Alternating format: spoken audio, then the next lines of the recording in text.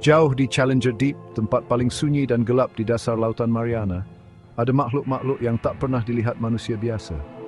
Di sini, di mana cahaya matahari tak pernah sampai, tekanan air boleh hancurkan besi dan suhu sejuk seperti ais. Hidupan jadi pelik dan menakutkan.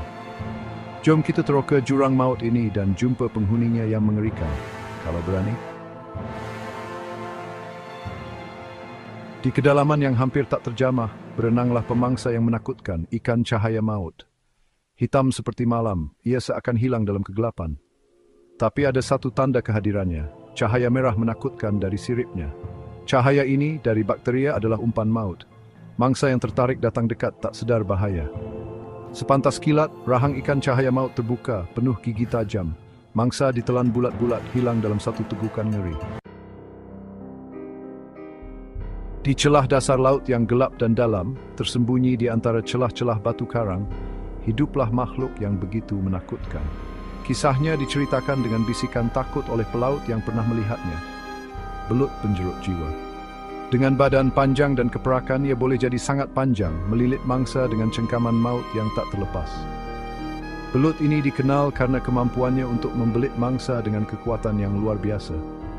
Laju dan kuat, belut penjerut jiwa menyerang tanpa ampun. Badannya yang licin dan kuat melilit mangsa dengan kuat, membuat mereka tak berdaya. Serangannya begitu cepat, mangsa tak punya waktu untuk melarikan diri. Tulang retak, organ hancur, nyawa mangsa melayang perlahan-lahan. Setiap lilitan membawa penderitaan yang tak terbayangkan, menghancurkan tubuh mangsa sedikit demi sedikit. Jeritannya bergema dalam air, dikatakan boleh gilakan mangsa, menjerumuskan mereka ke dalam putus asa. Jika itelan do begitu menakutkan, membuat saya pun doa sama sing gentat ke area. Dalam gelap sunyi Lautan Mariana, bersembunyilah pemangsa yang menakutkan dan sukar ditemui, sotong bayangan malam. Di kedalaman yang hampir tidak dapat ditembusi cahaya, makhluk ini menjadi legenda. Makhluk ini penuh misteri, adalah raja penyamaran, boleh hilang dalam kegelapan seperti hantu. Dengan keupayaan untuk mengubah warna dan tekstur kulitnya, ia mengelirukan mangsa dan pemangsa lain. Berkulit hitam pekat dan boleh berubah bentuk, sotong bayangan malam jadi satu dengan bayang. Ia boleh mengubah bentuk tubuhnya untuk meniru persekitaran sekeliling, menjadikannya hampir mustahil untuk dikesan. Tentakelnya yang panjang, penuh cangkuk tajam, melayang seperti jaring maut. Setiap tentakel dilengkapi dengan cangkuk yang boleh mencengkam mangsa dengan kuat.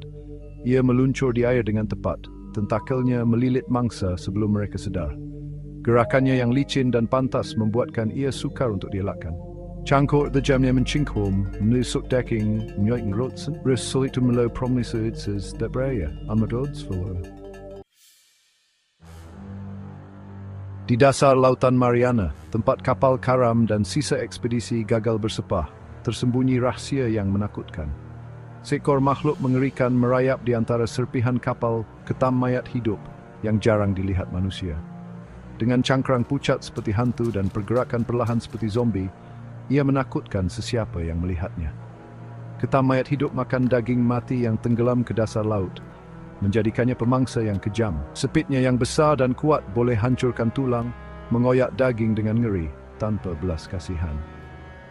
Ketam mayat hidup dikatakan sentiasa lapar, sentiasa mencari makanan, tidak pernah puas. Pelaut bercerita tentang ketam ini menyerang penyelam, mencengkam mereka dengan sepitnya yang kuat, mengheret mereka ke dalam kegelapan, di mana tiada siapa yang dapat mendengar jeritan mereka. Di kedalaman paling gelap, Lautan Mariana, tempat tekanan air boleh hancurkan tulang, hiduplah legenda menakutkan, ular laut bermata tiga. Dengan badan bersisik, gigi tajam dan mata ketiga yang bercahaya di dahi, ia adalah penguasa dunia bawah laut. Mata ketiganya dikatakan boleh hipnosis, memancarkan cahaya biru yang menakutkan. Ular laut bermata tiga memburu sendirian, menjelajah lautan dengan anggun dan ganas. Racunnya, antara paling bahaya, K-Tibulnium Sciences. Lautan Mariana, jurang luas yang belum diterokai, memikat dan menakutkan kita. Makhluk-makhluk yang tersembunyi di dalamnya mengingatkan kita tentang kepelbagaian hidupan di bumi dan kuasa alam. Walaupun kita mungkin takkan tahu semua rahsia lautan, satu perkara pasti, Lautan Mariana buktikan kuasa dan keindahan alam.